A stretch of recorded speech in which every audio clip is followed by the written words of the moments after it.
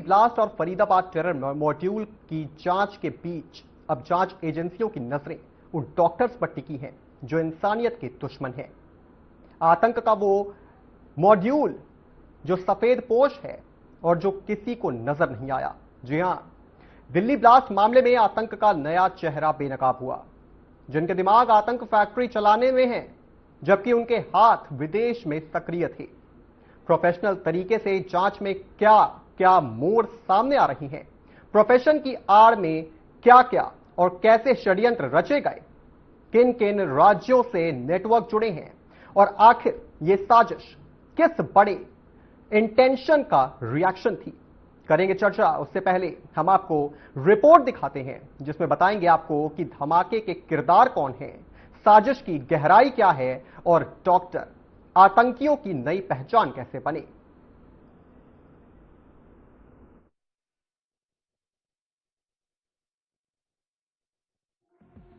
देश की राजधानी सोमवार शाम को अचानक से दहल गई जब लाल किले के पास एक कार में हुआ जोरदार धमाका, जिसमें 9 बेकसूर लोगों की मौके पे ही मौत हो गई और कई घायल हुए। और विस्फोट की तीव्रता इतनी थी कि आसपास की गाड़ियां और दुकानों के शीशे चकनाचूर हो गए। धुएं और अफरा तफरी के बीच दिल्ली पुलिस और एनआईए की टीमें तुरंत मौके पर पहुंची। शुरुआती जांच में सामने आया कि धमाके में इस्तेमाल किया गया विस्फोट आरडीएक्स घातक मिश्रण था। जांच एजेंसियों ने शक जताया कि यह कोई सामान्य अपराध नहीं बल्कि आतंकी मॉड्यूल की सुनियोजित कार्रवाई है। और फिर जैसे जैसे जांच आगे बढ़ी, एक नाम ने सबको चौंका दिया, डॉक्टर उमर नबी। वो डॉक्टर जो पुलवामा का रहने वाला है, जिसकी कार धमाके में इस्तेमाल हुई। पुलिस की फॉरेंसिक जांच में कार का नंबर, रजिस्ट्रेशन और जीपीएस ट्रेस सब कुछ उमर नबी की ओर इशारा कर रहे हैं। लेकिन सवाल यह है कि क्या डॉक्टर खुद इसमें शामिल था या उसकी गाड़ी का इस्तेमाल किसी ने किया। अब तक की जांच कहती है कि उमर नबी कोई साधारण डॉक्टर नहीं है, वो उन लोगों से जुड़ा था जो फरीदाबाद में पकड़े गए आतंकी नेटवर्क का हिस्सा है। फरीदाबाद में कुछ दिन पहले हुई छापेमारी में पुलिस ने 2900 किलो विस्फोट बरामद किया था। जिन लोगों को गिरफ्तार किया गया उनका संबंध जैश-ए-मोहम्मद, अंसार गजवत उल हिंद जैसे संगठनों से है। अब जांच एजेंसियां दोनों घटनाओं के बीच का कनेक्शन जोड़ने की कोशिश कर रही है। डॉक्टर नबी और फरीदाबाद मॉड्यूल के बीच कॉल रिकॉर्ड्स, डिजिटल ट्रांजैक्शन और ऑनलाइन चैट्स की जांच की जा रही है। एजेंसियों को शक है कि यह नेटवर्क प्रेशर लोगों के बीच छिपे आतंकी मॉड्यूल का हिस्सा है जो अपने पेशे का इस्तेमाल संदेश से बचने की ढाल के तौर पर कर रहे हैं। डॉक्टरों और मेडिकल स्टाफ का यह समूह अपने नेटवर्क और शिक्षा के जरिए विस्फोट तैयार करने और उन्हें ट्रांसपोर्ट करने में मदद कर रहा था। यानी अब आतंक सिर्फ बंदूक और बम से नहीं, ब्रेन और टेक्नोलॉजी के जरिए फैलाया जा रहा है। फिलहाल एनआईए, दिल्ली पुलिस और इंटेलिजेंस ब्यूरो की टीमें लगातार मिलकर कार्य कर रही हैं। कई शहरों में छापेमारी जारी है। दिल्ली, फरीदाबाद, नोएडा, श्रीनगर और पुलवामा तक गृह मंत्रालय ने साफ किया है कि जो भी इस साजिश में शामिल पाया जाएगा उसे बख्शा नहीं जाएगा। सरकार के सूत्रों के मुताबिक यह केस अब देश की आंतरिक सुरक्षा को शीर्ष प्राथमिकता में शामिल कर लिया है। देश की राजधानी में हुआ यह धमाका एक चेतावनी है कि आतंक का चेहरा बदल रहा है और अब वह सफेद कोट पहनकर भी मौत का सौदेगार बन सकता है। ऐसे समय में सरकार और सुरक्षा एजेंसियां अपनी पूरी क्षमता से कार्य कर रही हैं और अगर आम नागरिक भी सहयोग करे तो किसी भी खतरे से देश और राजधानी को सुरक्षित रखा जा सकता है। दिल्ली पुलिस और पेट्रोलिंग बलों की अतिरिक्त तैनाती की गई है। शहर के सभी बॉर्डर्स एरिया और एंट्री पॉइंट्स पर वाहनों की सख्त जांच की जा रही है। दिल्ली देश की राजधानी है। यहाँ संसद, सर्वोच्च न्यायालय, राष्ट्रपति भवन, प्रधानमंत्री कार्यालय और केंद्रीय सुरक्षा एजेंसियों के मुख्यालय स्थित हैं। ऐसे में इस तरह का विस्फोट होना गंभीर सुरक्षा चूक को दर्शाता है। यह तथ्य भी और भी चिंताजनक है कि धमाका सीआरपीएफ स्कूल के बाहर हुआ, यानी एक ऐसे संस्थान के पास हुआ जो स्वयं देश की सबसे सशक्त अर्धसैनिक बल से जुड़ा हुआ है। यह सवाल उठना स्वाभाविक है कि जब सुरक्षा बलों की चौकी के पास ऐसी घटना हो सकती है तो आम नागरिक कितना सुरक्षित है। दिल्ली पुलिस और खुफिया एजेंसियों को अब केवल प्रतिनात्मक नहीं बल्कि प्रोएक्टिव रणनीति अपनानी होगी, यानी घटना के बाद नहीं बल्कि पहले से ऐसे संकेतों को पहचानना और निष्कर्ष करना होगा। ऐसी घटनाएं केवल भौतिक क्षति नहीं करती बल्कि समाज में भय और असुरक्षा का माहौल भी पैदा करती हैं। राजधानी में इस तरह का विस्फोट आम नागरिकों के मन में यह धारणा मजबूत करता है कि आतंकवादी ताकतें किसी भी समय कहीं पे भी वार कर सकती हैं। स्कूल के बाहर हुआ धमाका बच्चों, अभिभावकों और शिक्षकों के मनोबल को प्रभावित करता है। बच्चे जैसे स्कूल में शिक्षा लेने जाते हैं, अगर वह स्थान ही असुरक्षित महसूस होने लगे तो यह स्थिति किसी भी लोकतंत्र के लिए शुभ संकेत नहीं है। ऐसी घटनाओं के बाद राजनीतिक दलों की बयानबाजी शुरू हो जाती है। कोई इसे कानून व्यवस्था की नाकामी बताता है तो कोई राजनीतिक साजिश कहता है। लेकिन सच्चाई यह है कि आतंकवाद और राष्ट्र विरोधी गतिविधियां किसी पार्टी या विचारधारा की नहीं होती, यह पूरी मानवता के खिलाफ होती है। इसलिए इस तरह के मामलों में राजनीतिक लाभ हानि की सोच से ऊपर उठकर राष्ट्र सुरक्षा को सर्वोच्च प्राथमिकता देना समय की मांग है। केंद्र और राज्य सरकारों को मिलकर ऐसी नीतियां बनानी होंगी जो केवल कागजी जांचों तक सीमित ना रहे, बल्कि जमीनी स्तर पर ठोस निर्णायक कदम सुनिश्चित करे। भारत लंबे समय से सीमा पार आतंकवाद का शिकार हो रहा है। कई बार राजधानी दिल्ली और अन्य महानगर आतंकी संगठनों के निशाने पर रहे हैं। रोहिणी विस्फोट जैसी घटनाएं याद दिलाती हैं कि हमारे शत्रु तंत्र हर समय सक्रिय हैं और देश की स्थिरता को अस्थिर करने के प्रयास में है। ऐसे में भारत को अपनी आंतरिक सुरक्षा नीति को और भी दृढ़ करना होगा। विशेषकर शहरी क्षेत्रों की खुफिया निगरानी को तकनीकी रूप से उन्नत बनाना आवश्यक है। दिल्ली धमाके ने एक बार फिर यह साबित कर दिया है कि आतंक का चेहरा बदल रहा है। अब वो हथियारों और जंगलों से नहीं, बल्कि तकनीकी, शिक्षा और पेशे की आड़ में साजिशें बुन रहा है। डॉक्टर उमर नबी और उनके नेटवर्क पर जांच की परतें धीरे धीरे खुल रही हैं, लेकिन इस पूरे मामले ने देश की सुरक्षा व्यवस्था पर कड़े सवाल खड़े कर दिए हैं। राजधानी के दिल में हुआ ये विस्फोट सिर्फ 9 जाने नहीं ले गया, बल्कि उस भरोसे को भी झकझोर गया है कि दिल्ली अब सुरक्षित है। फिलहाल एजेंसियां चौकन्नी हैं, छापेमारी तेज है और जांच कई राज्यों तक फैल चुकी है। सरकार का संदेश साफ है कि आतंक के किसी भी रूप को बख्शा नहीं जाएगा। इस धमाके ने चेताया भी है और चुनौती भी दी है कि अब समय आ गया है जब हमें न सिर्फ सीमाओं पर बल्कि सिस्टम के भीतर छिपे आतंक से भी लड़ना होगा, क्योंकि जब सफेद कोट पहनने वाले ही मौत का सौदा करने लगे तो देश को सिर्फ सुरक्षा नहीं बल्कि विश्वास की जंग भी जीतनी होगी। Bureau report, Aryan TV.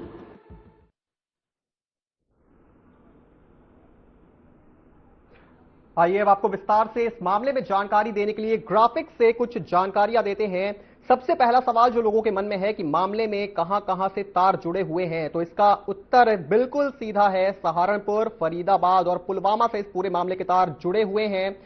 Shaheen शहीद का जेईएम कनेक्शन सामने आया है। जैश ने अपनी एक महिला विंग बनाई, जमात उल मोमिनात नाम दिया गया। टेरर नेटवर्क के लिए महिलाओं को भर्ती करना जिम्मा शाहीन शाह को दिया गया था। 90 के दशक की शुरुआत में पाकिस्तान के बहावलपुर का रहने वाला मसूद अजहर, वो शुरुआत से ही हरकत उल मुजाहिदीन नामक आतंकी संगठन के संपर्क में आ चुका था। कहा जाता है कि हरकत उल मुजाहिदीन ने उस वक्त मसूद को ट्रेनिंग के लिए अफगानिस्तान भेजा, लेकिन मसूद शारीरिक रूप से इतना ताकतवर नहीं था कि वो ट्रेनिंग को पूरा कर पाता। इस वजह से एक सप्ताह के अंदर ही उसकी ट्रेनिंग को रोक उसे किसी दूसरे काम में लगा दिया गया। ये काम था आतंकियों द्वारा शुरू की गई एक मैगजीन सदाए मुजाहिद के प्रोडक्शन के काम को देखने का। इस मैगजीन के 1000 प्रिंट छपते थे, जिन्हें लोगों को फ्री में बांटा जाता था। इस मैगजीन में उस वक्त के मुजाहिदीनों के कारनामों का जिक्र किया गया था, यानी इस मैगजीन में उन्हें बकौल हीरो पेश किया जाता था, जिससे आने वाले लड़कों का ब्रेन वॉश किया जा सके, उन्हें इस संगठन में जोड़कर आतंक की राह में लाया जा सके। यानी कि जो तार हैं वो सीधे सीधे पुलवामा से जुड़े हुए हैं। इस पूरे मुद्दे पर विस्तार से चर्चा करने के लिए हमारे साथ बीजेपी प्रवक्ता रत्नेश मिश्रा जुड़ रहे हैं। रत्नेश जी, मेरा सीधा सवाल है आपसे, इस वक्त पूरे देश की निगाहें आपके ऊपर ही टिकी हुई हैं। पूरा देश इस पूरे मामले पर सरकार से जवाब भी चाहता है। आने वाले समय में क्या कोई बड़ा एक्शन हमें देखने को मिलेगा? आपको और सभी साथी पैनलिस्टों को और देश की जनता को मेरी तरफ से जय श्री राम। देखिए, दिल्ली में जो लाल किले के पास जो बम धमाका हुआ वो हम सभी देशवासियों के लिए बहुत ही दुखदपूर्ण घटना है और एक बहुत बड़ी चुनौती भी हमारे लिए कि किस प्रकार हम इन समस्याओं से निपट पाएंगे। हमारी सुरक्षा एजेंसियां कहाँ चूक कर गई जो ये बम धमाका किया जा सका। लेकिन एक चीज बहुत स्पष्ट है कि इस आतंकवादी हमले में शामिल लोगों के खिलाफ, चाहे वो आतंकवादी हों चाहे वो आतंकवादियों के सहयोगी हों, उनके खिलाफ लगातार जांच एजेंसियां और सुरक्षा एजेंसियां कार्रवाई कर रही हैं और गिरफ्तारियां की जा रही हैं। एक चीज अब बिल्कुल स्पष्ट हो गया, जिस प्रकार से आतंकवाद का जो व्हाइट कॉलर रूप बाहर आया है वो कहीं ना कहीं चिंता का विषय है। और किसी भी रूप में आए, भारत सरकार और माननीय प्रधानमंत्री नरेंद्र मोदी जी की सरकार और हमारे यशस्वी गृह मंत्री अमित शाह जी इस बात के लिए हरदम तैयार हैं कि जब भी देश के नागरिकों के लिए सुरक्षा के लिए कोई खतरा बनेगा हम उसको एलिमिनेट करेंगे, उसको न्यूट्रलाइज करेंगे। धमाका बड़े स्तर पर करने की बात थी, लेकिन जिस प्रकार से हमारी सुरक्षा एजेंसियों ने गुजरात में कार्रवाई की, फरीदाबाद में कार्रवाई की, हरियाणा के अन्य क्षेत्रों में कार्रवाई की, उससे इन आतंकियों का मनोबल टूटा और उन्होंने हड़बड़ाहट में ये हमला किया जी। और एक चीज बड़ी स्पष्ट है, अब वो लोग ये ना कहें कि आप किसी विशेष कौम के लोगों को पढ़ा लिखा दीजिए तो वो आतंकवादी नहीं बनेंगे। इस आतंकवादी हमले ने बता दिया है कि एक जाहिल कौम के लोगों को, एक जाहिल धर्म के मानने वाले लोगों को आप चाहे राजा बना दीजिए फिर भी वो आतंकवादी गतिविधियों में शामिल होंगे, क्योंकि यहाँ पर जितने भी आतंकवादी पकड़े जा रहे हैं, जितने भी आतंकवादियों की संलिप्तता पाई जा रही है वो सारे हाईली क्वालिफाइड हैं। तो अब तो शिक्षित ना होने का रोना तो बंद ही कर दीजिए। अब तो ये देखना है कि उस आतंकवादी कौम से आने वाले सांसद विधायक सब फिदायीन बनने लगे जी। बस वही देखने को बाकी रह गया है। लेकिन एक चीज स्पष्ट है, दिल्ली बम धमाके में मारे गए प्रत्येक नागरिक की मौत का बदला हम लेंगे और इन आतंकवादियों की साथ पुश्ते भी अब आतंकवादी संगठनों से हाथ मिलाने से अल्लाह तौबा करेंगे। लेकिन रतेश जी, आप एक विशेष धर्म का जिक्र कर रहे हैं, आपकी ये बात अगर आपके विपक्ष तक पहुंच जाए तो वो तो ये सवाल खड़े करते हैं, आपसे बार बार कहते हैं कि आतंकियों का कोई मजहब कोई धर्म नहीं होता, फिर वो तो आप पर सवाल खड़े करेंगे। अरे भाई क्यों धर्म नहीं होता, मेरे ऊपर क्या सवाल खड़े करेंगे वो? ये बताइए, डॉक्टर शाहीन शाहिद कौन सा धर्म मानती है, कोई बता दे मुझे। नहीं, आपकी बात जो कहता है कि इस्लाम का धर्म नहीं होता, वो आतंकवाद का धर्म नहीं होता, वो शाहीन शाहिद के परिवार का और डॉक्टर उमर अली बेग के परिवार का बाइकआउट करा दे, कहते कि आपके साथ कोई भी क्या कहते हैं संबंध नहीं रखेंगे।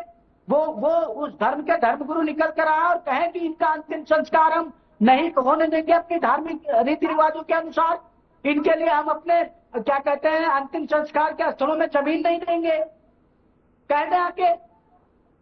ये तो स्पष्ट है भाई। रत्नेश जी, जैसे जैसे इस पूरे मामले के तार खुलते जा रहे हैं, जुड़ते जा रहे हैं, सामने पाकिस्तान का एंगल भी आ रहा है और प्रधानमंत्री मोदी का जो ट्रैक रिकॉर्ड है पाकिस्तान को लेकर वो बेहद बेहतरीन है।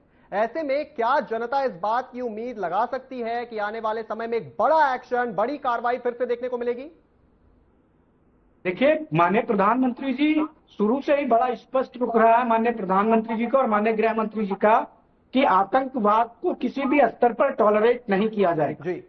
अगर जांच एजेंसियां इस बात की तरफ पुख्ता सबूत इकट्ठा करती है कि पाकिस्तान की सह पर यह हमला किया गया है या पाकिस्तानी धरती का इस हमले के लिए इस्तेमाल किया गया है, वहां पर साजिश रची गई है, तो प्रधानमंत्री जी ने शुरू में स्पष्ट कर दिया गया था कोई भी आतंकवादी हमला भारत की संप्रभुता पर हमला माना जाएगा और उसे हम युद्ध मानेंगे। और ये बड़ा स्पष्ट है, अगर पाकिस्तान की इन्वॉल्वमेंट मिलती है तो अभी भी ऑपरेशन सिंदूर जारी है, पाकिस्तान को एक बार फिर उसके घर में घुसकर आतंकवादी संगठनों को नेस्तनाबूद करते हुए उसको सबक सिखाएंगे। रतेश जी, लेकिन क्या आप इस बात को स्वीकार करेंगे कि सुरक्षा में कहीं ना कहीं चूक हुई है? देखिए, इतने लंबे सालों से ये बात सब जानते हैं कि भारत पर कोई बहुत बड़ा आतंकी हमला नहीं हुआ है, लेकिन जिस तरीके से आप 26/11 का हवाला देकर कांग्रेस पर अब तक निशाना साधते रहे हैं कि उन्होंने मामले को दबाने का भी काम किया कहीं ना कहीं, लेकिन आप पर भी अब एक कहीं ना कहीं दाग लग चुका है 10/11 का, इस पर आप क्या कहेंगे? देखिए, जिस प्रकार से लगातार कार्रवाइयां हो रही थी और इस आतंकवादी हमले के पहले भी, इस बम धमाके के पहले भी तमाम सारे लोगों को गिरफ्तार किया गया था, कार्रवाइयां चल रही थी, तमाम सारे विस्फोटक पदार्थों को जब्त किया जा रहा था, तो कहीं ना कहीं हमारी सुरक्षा एजेंसियां उस बात को लेकर चाक चौबंद थी और लगातार कार्रवाई की जा रही थी। हाँ, अब हो सकता है कि हड़बड़ाहट में आतंकवादियों ने का एक बहुत बड़ा प्लान रहा हो पूरे, जैसा कि मैंने मीडिया रिपोर्ट्स में देखा है कि आरएसएस के कार्यालय और भारतीय जनता पार्टी के कार्यालय और तमाम सारे अन्य स्थलों पर भी वो निशाना बनाने वाले थे, लेकिन ये सुरक्षा एजेंसियों के चाक चौबंद रहने और सरकार की सक्रियता का ही परिणाम है कि ये हमला हुआ और हम किसी बड़ी त्रासदी से बच गए। बच तो गए, लेकिन रत्नेश जी कहीं ना कहीं इस बात को भी हमें ध्यान में रखना पड़ेगा कि एक आतंकी वो विस्फोटक लेकर के पूरे शहर में घूमता है। खबर ये भी सामने आई कि वो मयूर विहार भी गया था दिल्ली के, वो सीपी में भी गया था। ऐसे में कहीं ना कहीं सुरक्षा व्यवस्था और कड़े होने चाहिए, क्योंकि अगर इतने सारे ट्रैफिक सिग्नल्स को पार करके, पुलिस चौकियों को पार करके एक आतंकी पूरे शहर में घूमता है तो सिक्योरिटी पर सवाल तो खड़े होते हैं रत्नेश जी। देखिए, वो आतंकवादी जब एक प्रोफेशन से जुड़ा होगा, और वो पूरे विश्व में बड़ा नोबेल प्रोफेशन होता है डॉक्टर्स का। बिल्कुल। कभी कभी व्यक्ति या कोई भी व्यक्ति इस बात के बारे में सोच भी नहीं सकता कि कोई डॉक्टर किसी की जान लेने के बारे में सोचेगा भी। और हमारे यहाँ हिंदुइज्म में तो डॉक्टरों को भगवान का दूसरा रूप मानते हैं भाई। हम मानते हैं कि भगवान के रिप्रेजेंटेटिव हैं वो। लेकिन कुछ ऐसे लोग भी हैं जो धार्मिक कट्टरपंथी ताकतों का शिकार हो जाते हैं, जो धार्मिक रूप से अंधे होकर अपने प्रोफेशन से अलग हटकर, जो उनका काम नहीं है उससे अलग हटकर लोगों की जान भी लेने लगते हैं। तो एक डॉक्टर को कहीं ना कहीं, क्योंकि वो चूंकि सरकारी डॉक्टर था, उसको तमाम सारे प्रिविलेजेस भी मिलते थे। बिल्कुल। पुलिस वाले छोड़ देते थे भाई, डॉक्टर साहब आप सबको चेक किया जाएगा। अब तो उन्होंने उस एक नोबेल प्रोफेशन को भी बदनाम कर दिया ना। जी। इस पूरे मामले पर ज्यादा विस्तार से जानकारी के साथ हमारे संवाददाता ऋषभ राय भी हमारे साथ फोन लाइन पर जुड़ चुके हैं। ऋषभ, इस पूरे मामले पर इस वक्त क्या अपडेट है आपके पास, जरा दर्शकों को विस्तार से बताइए। सबसे आपके इस पूरे मामले की विस्तार से जानकारी देते हैं। लेकिन ये जो दिल्ली ब्लास्ट का जो अभी मामला आया है संज्ञान में सामने जो आया है, ये मामला कोई एक दिन पहले से प्लानिंग नहीं थी। आपको पता होगा ये मामला जो था काफी दिनों से प्लानिंग चल रही थी, जैसा कि जांच में भी सामने आया था। गुजरात में पकड़े गए, एटीएस ने पकड़ा था, त्रिशूर लखनऊ से भी कुछ संदिग्ध पकड़े गए थे और लखीमपुर खीरी से भी पकड़े गए थे। लेकिन चौंकाने वाली बात ये है श्रेयस कि ये जो मामला है इसमें डॉक्टरों की इंटरफेयर सामने आई है। जिस डॉक्टर को हम भगवान के रूप में देखते हैं और जो मरीज होता है वो सोचता है भाई मेरे लिए सामने जो डॉक्टर है वही भगवान है। समझने वाली बात है, पॉइंट टू बी नोटेड। और जो असली मास्टरमाइंड जो होते हैं डॉक्टर उमर उल नबी होते हैं और डॉक्टर आदिल अहमद भी होते हैं, डॉक्टर मुजल्लिद शकील भी होते हैं, डॉक्टर शाहीन हसील भी होते हैं, है ना। लेकिन ये जो नाम चारों आए ना बहुत चौंकाने वाले हैं। हालांकि इसमें JEM कनेक्शन, जैसा कि हमने ग्राफिक्स में भी बताया था, विस्तार से सारी चीजें हम बताए थे, JEM कनेक्शन जो है इससे भी तार जुड़े हैं। मतलब जैश मोहम्मद का मामला सामने तार जुड़े हुए हैं, जिसमें शाहीन जो है जैश को अपनी महिला विंग कमांडेंट बनाई हुई थी। आपको पता होगा जमात उल मोहिदीन नाम दिया गया था उसका, और उसका जो जिम्मेदारी थी महिलाओं को भर्ती कराना था। मतलब सोचो, एक महिला दूसरी महिला से कन्वे करती है, तीसरी महिला तीसरी महिला से कन्वे करती है, वो ग्रुप बनता है। उसमें महिलाओं को भी जमात में डालना चाहते थे और उसमें फंसाना चाहते थे, और देश में इन्हें बहुत बड़े के रूप में इसे प्रदर्शित भी करना चाहते थे कि भैया जितनी बड़ा ग्रुप होगा, जितना बड़ा नेटवर्क होगा उतना बड़ा होगा। मतलब उल्टा चोर कोतवाल उड़ाटे वाला एक तरफ से मामला है, क्योंकि चोर खुद ही हो जाता है, फिर बोलता है भैया हम नहीं है। कहीं उनके भाई प्रकट हो जाते हैं, कहीं उनके चाचा प्रकट हो जाते हैं, उनके पिता प्रकट हो जाते हैं, बोलते हैं भैया हम नहीं है इसमें। फिर लास्ट में परिवार बोलता है हमारा कोई लेना देना नहीं है।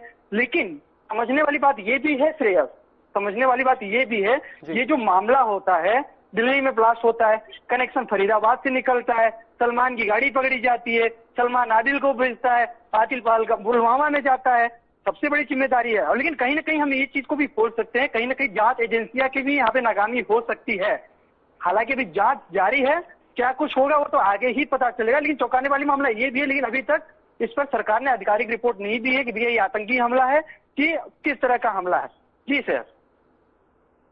बिल्कुल, हमारे साथ अब ज्यादा विस्तार से चर्चा करने के लिए पूर्व एनएसजी कमांडो सुरेंद्र राजपूत भी जुड़ चुके हैं और उनकी राय यहां पर लेना बहुत जरूरी है। सुरेंद्र जी, मैंने अभी वही चर्चा की, इस पर आपसे विस्तार में जानकारी भी चाहूंगा कि एक आतंकी विस्फोटक लेकर पूरे शहर में घूमता है, कई लाल बत्तियां क्रॉस करता है, कई पुलिस चौकियां क्रॉस करता है। ऐसे में कहीं ना कहीं सुरक्षा में चूक तो हुई है, आप जरा इस पर विस्तार से बताइए। देखो, जिस तरीके की ये घटना हुई है और पूरा देश इसकी निंदा करता है, जिस तरीके से ये घटना हुई है जो बहुत ही सोचने समझने का विषय है। जो डॉक्टर होते हुए वो आतंकवाद का जो ना दामन थामे हुए हैं, इसकी कभी आप सोच विचार नहीं कर सकते थे, हम लोग ये आइडिया नहीं लगा सकते थे अब किस तरह का माहौल होगा। परंतु हमारी जितनी भी एजेंसियां सक्रिय हैं, जब हमारी एजेंसियों ने उनके ऊपर जो है ना एक्शन किया है, हरियाणा पुलिस ने, दिल्ली पुलिस ने, जम्मू कश्मीर पुलिस ने, जब फरीदाबाद के अंदर इनकी गिरफ्तारियां हुई हैं, जम्मू कश्मीर के अंदर गिरफ्तारियां हुई हैं, तब ये इन्होंने भागते हुए और जो है ना इनको लगा कि भाई अब तो जो ना पकड़े जाएंगे और कोई भी बचाने का बचने की कोई गुंजाइश नहीं है, इसीलिए जो है ना इन्होंने इसको अंजाम दिया है। और ये घटना ऐसी नहीं है, पूरा प्रीप्लान घटना है। और जिस तरीके से उन्होंने फरीदाबाद से भागते हुए और सुनहरी मस्जिद के पास जाके होल्ड किया 3 घंटे, और उसके बाद सही पीक टाइम के ऊपर वो वहां से निकले और लाल किला के आसपास तो उस समय भीड़ हमेशा रहती है, तो भीड़ के अंदर जो उन्होंने आके जो ना धमाका किया जी। और जो चीज आप सुरक्षा एजेंसियों की छूट की बात कर रहे हैं, ये पॉसिबिलिटी नहीं है कि हर गाड़ी को जो ना रोक के जो ना उसकी तलाशी ली जाए। बाकी जो ये दोषी जो लोग हैं वो जो बचे हुए तार हैं, ये सारे के सारे पकड़े जाएंगे। आज देश के अंदर देश का प्रधानमंत्री जो ना पूरा एकदम से सक्रिय है और अभी ऑपरेशन सिंदूर बंद नहीं हुआ, अब इसको विराम दिए हुए हैं जी। इनको जो ना निस्ते नाबूद करने का काम करेगी भारत सरकार और जो ना हमारी सुरक्षा एजेंसियां तुरंत जो ना संज्ञान में लेते हुए देश के माननीय गृह मंत्री जी ने जो ना पूरी एजेंसियों को, दिल्ली क्राइम ब्रांच को, दिल्ली स्पेशल ब्रांच को और लोकल पुलिस के साथ साथ एनआईए एनआईए को जो ना एकदम सक्रिय कर दिया गया और पूरी जांच जो है ना एनआईए के हाथ में दे दी गई है। दूध का दूध और पानी का पानी जो है ना इसका निकाल के छोड़ेंगे और आतंकवादियों को कहीं भी जो ना भागने और जो ना छुपने का मौका नहीं देंगे। लेकिन मैं फिर दोबारा से ये कहना चाहता हूँ, आतंकी संगठनों का एक नेचर रहा है कि जब भी वो कोई ऐसी गतिविधि को अंजाम देते हैं तो वो तुरंत आगे बढ़ चढ़ करके क्रेडिट लेना शुरू कर देते हैं कि ये हमला हमने किया है, ये इसकी जिम्मेदारी हम लेते हैं। लेकिन इस बार ऐसा कोई मैसेज सामने नहीं आया है। क्या ये ऑपरेशन सिंदूर का खौफ है कि अभी तक किसी ने भी इस हमले की जिम्मेदारी नहीं ली है? ये देश के प्रधानमंत्री नरेंद्र भाई मोदी जी का खौफ है, ऑपरेशन सिंदूर का खौफ है, सर्जिकल स्ट्राइक का खौफ है, हमारे देश की सेना का खौफ है। मैं देश की सेना के शौर्य की गाथा गाता हूँ। जिस तरीके से देश की सेना ने पाकिस्तान के अंदर दुश्मन के आतंकवादियों के बिल्कुल गढ़ को निस्ते नाबूद करने का काम किया, बिल्कुल पिन पॉइंट के ऊपर जो ना मिसाइल मार के और आतंकवादियों के सभी ठिकानों को ध्वस्त किया और वहां की आम नागरिक, आम जनता को किसी तरह की हानि नहीं पहुंची। ये हमारे देश की सेना का शौर्य है। ये हमारी जो सेना की जो हम बात करते हैं उनका मोराल हमारी सेना का हाई है। अभी बॉर्डर जो ना बिल्कुल सील कर रखे हैं, तो आतंकवादी कोई भी गतिविधि नहीं हो रही उधर से। तो अंदर जो बैठे इस तरह के जो स्लीपर सेल है उनके माध्यम से जो ना ये जो एक्शन हुआ है, इसका रिएक्शन जो ना भारत सरकार देगी, हमारी सेनाएं इसका जवाब देंगी। पहले एक बार इसकी जड़ों तक चले जाएं। इनकी जड़, इनके आका पाकिस्तान के पाताल के अंदर भी छुपे होंगे, वहां भी उनको जो ना उनको ढूंढ के निकाल के उनको निस्ते नाबूद करने का काम किया जाएगा। और ये रिएक्शन तो होना था, हम लोग जो ना सक्रिय थे, तैयार थे। परंतु जो है जब अगर हम किसी जो ना आतंकवादियों को जो ना निस्ते नाबूद किया हुआ, उनका जो ना मलमलाहट जो ना अंदर उनके बाकी थी, और तो पाकिस्तान की तरफ से तो मूवमेंट नहीं कर सके। अंदर उनके स्लीपर सेलों ने ये जो ना मूवमेंट किया है। परंतु फिर भी मैं आपको जो ना आश्वस्त करता हूँ, देश की जनता को बताना चाहता हूँ, अब जैसे ही जब पता चलेगा तो हमारी सेना दोबारा से जो ना एक बार फिर जो ना अपना शौर्य दिखाने का काम करेंगे। और देश के प्रधानमंत्री जी ने बोल दिया है, अब इनको बख्शा नहीं जाएगा, चाहे कुछ भी हो। रत्नेश जी, मैं एक बार फिर आपके पास आना चाहूंगा। देखिए, जब इससे पहले जब आतंकवादी हमले हुए थे तो कहा जा रहा था बॉर्डर पर जो है वो सुरक्षा बढ़ा दी गई है, लेकिन इसके बावजूद विस्फोटक अगर आ जाते हैं देश के अंदर कई जगह छापेमारी भी हुई, लगातार छापेमारी हो रही है, कई 100 किलो विस्फोटक पकड़े जा चुके हैं। ऐसे में आप देश को क्या मैसेज देना चाहेंगे? बॉर्डर की सिक्योरिटी के हवाले से क्या देशवासियों को चिंता का विषय उनके पास होना चाहिए, या फिर वो रिलैक्स रह सकते हैं, वो आराम से आ जा सकते हैं? क्योंकि ट्विटर पर मैंने एक ट्रेंड भी देखा है, लोग अब दिल्ली में जो टूरिस्ट प्लेस हैं, चांदनी चौक, लाल किला, जहां पे ये हमला हुआ, इसके अलावा और भी जितने फेमस प्लेसेस हैं, वहां पर जाने से कहीं ना कहीं कतरा भी रहे हैं। ऐसे में आप देशवासियों को क्या कहना चाहेंगे? देखिए, देशवासी बिल्कुल इस बात के लिए संतुष्ट हैं। उनकी सुरक्षा और उनकी जान की और उनकी माल की सुरक्षा सरकार की जिम्मेदारी, और पिछले 10-11 सालों से लगातार केंद्र सरकार इसके प्रति तत्पर रही है जी। अब देखिए, बॉर्डर हमने सील कर दें, ये सही बात है, बॉर्डर पार से नहीं ला सकते, लेकिन बॉर्डर पार बैठे हुए लोग या हमारे देश में बैठे हुए गद्दारों, चंद गद्दारों को अगर वो यूटिलाइज करते हैं तो हम उनको नहीं रोक पाते, क्योंकि वो हमारे घर में ही बैठे हुए हैं और हमारे बीच ही बनकर बैठे हुए हैं। वो हमसे अलग नहीं दिखते हैं। वो जो अपने देश का गला काटते हैं, वो जो अपने देश के साथ गद्दारी करते हैं, वो जो अपने देश के साथ नमक हरामी करते हैं, उनको हम इतनी जल्दी आइडेंटिफाई नहीं कर पाएंगे। हमारे अंदर जो विभीषण बैठे हुए हैं, उनको आइडेंटिफाई करना हमारे लिए थोड़ा सा मुश्किल होगा, और ये इसलिए होगा क्योंकि जिस प्रकार की स्थितियां ये उत्पन्न कर रहे हैं, और जो आपने कहा कि जो विस्फोटक आए, तो देखिए एक अल्फला यूनिवर्सिटी बनाई गई थी फरीदाबाद में। अधिकांश जो विस्फोटक है जी बिल्कुल बिल्कुल बिल्कुल, और हमें समय यहां पर इतनी की ही इजाजत देता है। फिलहाल इस खबर के ऊपर पल पल की अपडेट हम आपको देते रहेंगे, और भी तमाम बड़ी खबरों से जुड़े रहने के लिए आप देखते रहेंगे RN TV।